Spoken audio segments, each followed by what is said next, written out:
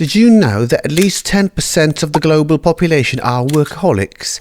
And there's so many studies out there that suggest even higher numbers than that. Some studies even suggest that workaholism affects up to 30% of the population. Now that's quite a number. I'd like to think that some people also label themselves as workaholics, probably for retention purposes. Like, just to show that they're passionate about working. Oh, there's so many numbers flying around and it gets so terribly confusing. What do you even mean by workaholism? In this case, when we are talking about workaholism, we are specifically talking about addiction to work, to the point which it affects other areas of a person's life, such as their health and interpersonal relationships. So, this is not the same as doing something out of passion because they enjoy it, or working out of financial necessity. It sounds more like an obsession. Indeed, and there are a lot of great people who are highly devoted to their work,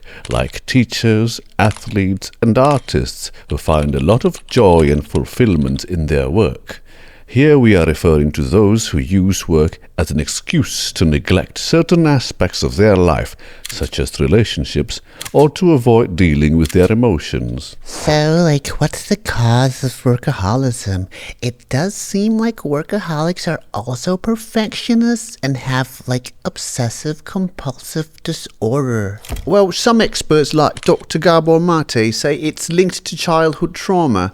Others would say it relates to culture and upbringing. And in some cases it relates to a person's sense of self-worth and belonging. There are a lot of people who are insecure and seek status and attention through work recognition. So how do you stop being a workaholic? Well, you have to go get some therapy. The first thing to do is to understand oneself and acknowledge that one has an addiction to work and is avoiding other areas in their life.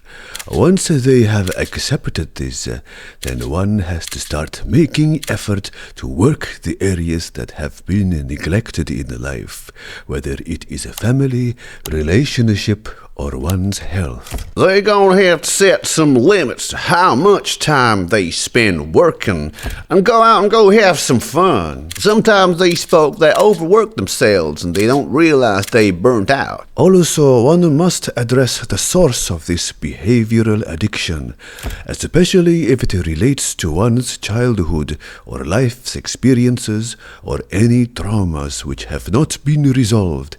If necessary, then one should seek therapy before it is too late. Alright folks, that's all for today. I hope you've enjoyed this episode and we'll see you in the next one.